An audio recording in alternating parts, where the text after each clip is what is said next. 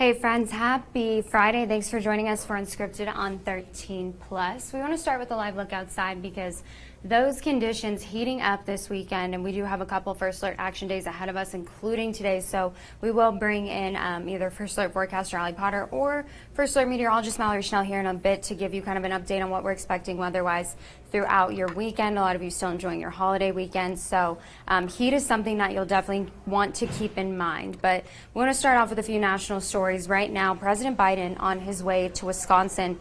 He left just a few minutes ago. While we would not normally mention a campaign event, this is where the president will also sit down for a taped network interview.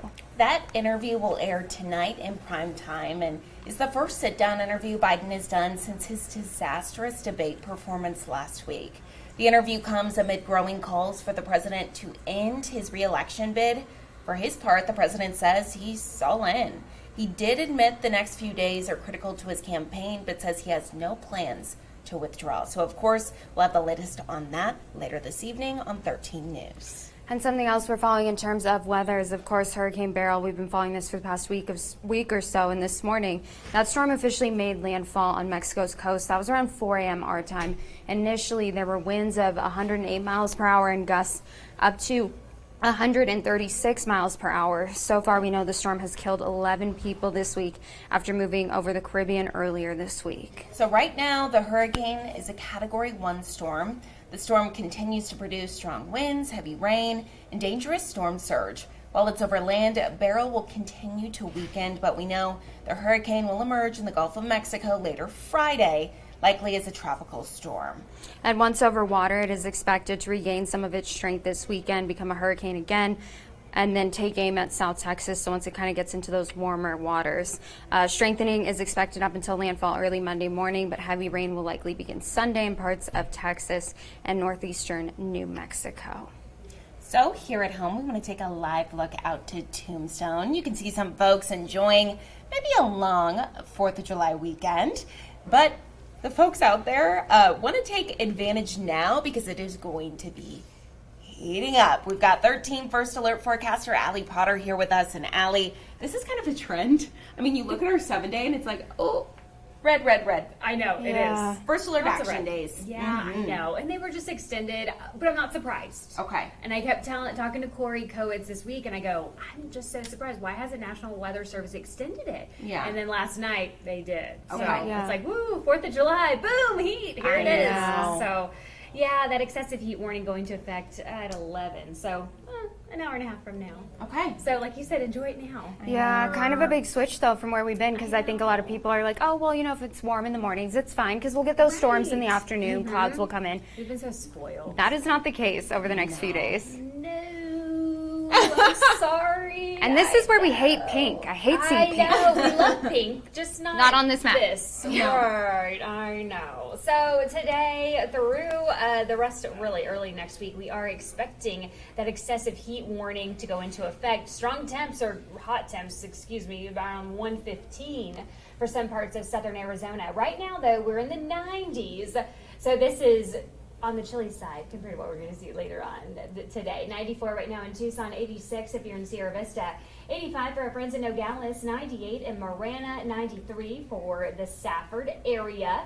Seeing a little bit of that cloud coverage in the mix. Your tea time forecast, get it in early because we're really starting to heat on up. Look at this, 101 by 11 o'clock, and then by 106, really getting on the toasty side. You do not want to know what the forecast is really going to be like today, but unfortunately we all have to know, and we have to be the first to alert you, right? Let's tackle the storms first. Let's put everyone in a good mood. Okay. Talking about the storms before I have to be the bearer of bad news. All right, so our 13 First Alert future radar, those storms in Nogales, Sierra Vista around 3 o'clock this afternoon. Tucson might get a little bit of moisture, maybe a sprinkle. We're not completely ruling it out. We have to stay somewhat positive, especially during monsoon. Around 5 o'clock this evening, Nogales, parts of Sierra Vista, but notice Tucson remaining on the dry side, unfortunately, and that chance for rain isn't looking great, but we have to put something on the board, right? 20% for today and tomorrow, a 10 though on Sunday, Monday, Tuesday, a 20%. Here's a look at your weekend. Hello. Yeah. Poolside. Yes. Just go to the pool. You'll be okay, right? Or just stay inside. I know everyone's ACs are just overworking. Right Oh, my now. electric bill, I was like, Oh, I know. Oh, I bet you mine beat it. oh, I bet yours did. Yours always has, no. but $272. oh my gosh. That's what I'll be paying this month. It's just brutal. I know. It is. 109 on Saturday and Sunday. Chance for storms, of course, start to decrease as well. We don't like to see that, but hey, you know, we were so spoiled. The best thing, go to Summer Haven. It's 81 degrees right now. That's a good idea. Yeah. I will tell you, though, this parking lot is packed by noon, though. Okay. So get there early. It's Yeah. almost like when it snows, everyone's like, Uh-huh. I want to get up there. That's And how then it it's is during the hot. heat. Mhm. So take advantage of this. Look at these temps. 84 today, 82 on Saturday, 81 on Sunday. Looking amazing, right? They do have a slight chance for rain, though, and especially in the higher elevations. You can expect a sprinkle or two Friday and Saturday. Here's a look at that 13 first alert 7-day forecast. The heat is on. Woo! 110 today. Oh my goodness, that's the I red. saved that for last. Yeah. It's like, yay, it's Friday. I know. That's the red. And I was there's telling the you. red. That's red. It's Yeah. okay. It's hot. But okay, we typically see 2 110-degree days a Okay. year. Okay. 2. We've only seen 1. Uh-huh. Wait, but we can have give you 2 in a- this forecast. I know. And we have a 111. Stop that. We Okay. can always be Phoenix. True. You know what? Super hot up there. You are right. Yeah. That's why we live here. Yeah. And it's like, oh And I was my like, gosh. well, Well, I just like my Fridays ideally playing out. I go home, there's a storm in the afternoon, I take a nap, watch something on TV, you know, like, and it's just, this isn't the kind of weather where you can do that. It doesn't really set the mood for good napping conditions. So, I just miss doing things outside. I know. Okay, well, we need I to stop being we negative. need to be happy. Sorry. hey, It's honestly, Friday. Monsoon, this is kind of the price we pay because Monsoon, she came in with a bang, needs a little bit of a It break. was early. It Yeah. was earlier. Mhm. So. So we'll Okay. take it. Yep. Okay. Thank Yeah, you, and Allie. it's the weekend, so Hey, you know, that's some good woo-hoo. news. Perfect. Some folks are off today too. Yeah. So Not these folks, but some folks. Thanks. because we love the folks that have the day off. We I do, and we know. want to be here to make sure that they're safe. So that's why we're here. Thank you, Allie. Well, of course, as we talk about the 4th of July, people having work off today, a big thing that we've talked about leading up to the 4th of July and afterwards is, of course, everyone's pets. I know my dog, he's not been outside now for going on 20 hours. I can't get Aw. him. I literally carried Harley out before I went to work, and he clung to my jacket. And I was like, let go, and he wouldn't. He did not want to be outside because of those fireworks. And I'm like, we haven't heard them in like 5 hours. I know, but Oh my goodness. I literally slept with my TV at 70, like the volume. listening so, to Bluey. listening to Bluey. Perfect way to sleep. It was a great night. Yeah. Just so Zona wouldn't hear the booms. Right, Because and- the moment she did, she was like, mm-mm. Right, and so a lot of dogs we know will end up getting out, escaping wherever they are during those fireworks. And so every shelter pretty much across the country has this huge issue of intakes after the 4th of July. So our very own Andreas Rendon spoke with the people at PAC about what you should do if you found a lost dog and what you should do if you happen to be one of those people who lost your dog. Shelters across the U.S., including right here at the Pima Animal Care Center, can expect a 30 to 60% increase in receiving lost animals after the 4th of July, and PAC is already at critical capacity as it is. But the power of the internet may help owners reunite with their furry friends.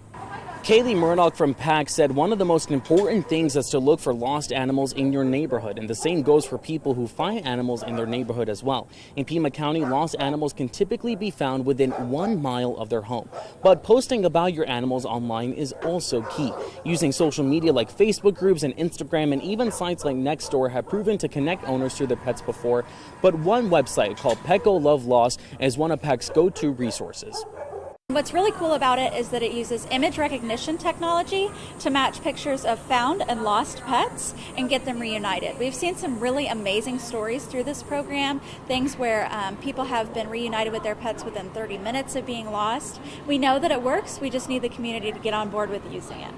Using Petco Love Loss is really simple. All you have to do is go to petcolove.org, and then it takes you through a step-by-step process of what to do. So for example, if you lose a pet, click I lost a pet, and then you have to enter your address, zip code, and then you just follow the next steps from there to hopefully reunite an owner with their furry friend. Now, one important thing to note though, if you come across an animal that kind of looks like it's sick or it's showing aggressive behavior, that's when you want to contact PAC immediately so they can send a team out to the field and help out there. Reporting near Silverbar and Sweetwater, Andres Rendon, 13 News. And as we talk about some of these pets at PAC, just a reminder that they are over capacity right now. Kind of been an ongoing issue at PAC. They have 314 dogs. These are just the dogs that are listed on their website. So if maybe all this talk about pets has made you say, hey, I could use a new friend, these are some of the friends that you can go and adopt, and also a good place to head if you know somebody who maybe lost their dog. If you lost your dog last night, keep an eye on their website, keep an eye on any of their recent posts. I will say this one in the middle with the blue eye, the one blue eye and the brown eyed diamond, she's been there for so long. We see her all the time. So just a reminder to kind of support PAC, especially this time of the year. There's so many wonderful dogs looking for their forever homes there. Trouble. That's so cute. Karma, little one. So sweet. Are you able to filter to see how long the dogs have been in the shelter? let me see. Change filters. I don't think so. Oh, yes. Oh, I don't want to see this though. It's going to say max. Okay. So- 1 year and 5 months, 2 years and 3 months. Well, so that's their age. I don't know if it says how long they've been there shoot. for. Since I've been at the shelter since May. 2004. There's no way that's right if it's just a year old. So maybe that's supposed to say 2024. Yeah. But yeah, Milo, Remy, Dime. We said Dime's been there a long time, Subaru Lumber. So then if you go to the last page, that should probably be the dogs that have been there the least amount of time. So that's a good way to filter it if you are looking for a pet. I know, look at Rebel. What a sweet face. They're all so cute. Ears. I can't stand it. Oh my gosh, Dove has a hat. Sun protection. He knows it's the first alert action day, man. That's super cute. Very cute. So again, just a really good place for you to check out if you are looking for a pet that you maybe lost or if you want to add a pet to your family. So again, you can follow this story. You can go see Andres' full story on the website if you need any more information about how to access that Petco Love app or find a pet that you may be missing. And turning now to some scary news. So this right here, this was actually in the South Padre Islands here. Scary situation for people there. So this all happened yesterday. Numerous shark attacks, which I feel like are becoming more and more common recently. Yeah. We know 4 people were attacked by what officials believe was the same shark. So you can see that shark there very close to the shoreline. And again, this happened yesterday, South Padre Island, Texas. A lot of people go down there from, places like Houston, other cities to kind of get to the coast, see the water, and it's 4th of July, so a lot of people on the beach. And 2 people were seriously hurt. We know that 2 people were transported to hospitals for medical treatment because they were actually bitten. Another person was just grazed, and then a 4th person was injured fighting off that shark. The helicopter that you saw was brought in by the Texas Department of Public Safety. They used it to kind of deter that shark from the coastline there, but they also weren't letting people swim at the time. They said after a few hours that the shark did escape back out into open waters. What? So it was that close for a couple of hours? And they just watched it kind of, because I figured, honestly, I figured in Texas, especially with them having the helicopter up there, DPS, I was like, oh, they'll shoot it. I thought that's what they would do. And I wouldn't blame them. At that point, it's a public safety risk. But they followed it all the way out. And he went back out into the open waters. But you can see, if we watch through the video again, just how close to the shoreline he was. Yeah. And one of the people who was, I believe it was a person who was grazed. So they were just grazed along their leg, and the shark's fin did cut their leg. But the mom of that person said they were just out boogie boarding. It was her and her sister. They were knee deep in the water. So that shark was very close to that shoreline there. Oh my goodness. So I have so many theories about this. I will not share on on the news, but something's going on with these sharks. Like, that is not common behavior for a shark to stay that close to the shoreline for, what they say, a few hours. They're hungry and they're feeding. I think there's combination of different things. Usually they're afraid of if there's people splashing around in the water, they don't want to be out there either. But if they're hungry enough, I guess they will be. But that's what kind of some of the Coast Guard officials there said. Some of them were like, we haven't seen 4 shark incidents in our entire time working here. And then they saw them all in one day. So do you think there's something sketchy going on, or do you think they're just hungry? I think there's a bunch of different factors. I think that the ocean, whether it's, global warming, water getting warmer, I think their migration patterns are shifting. I think that they're getting less to eat just because of overfishing, so that they're coming closer to the shores. I just think there's kind of something in the atmosphere too, where like the wild animals are done with us being in their space, because we've seen shark attacks, we've seen bear attacks, and I think the animals have gotten more aggressive, or maybe we're just more aware of it now. Yeah. I don't really know.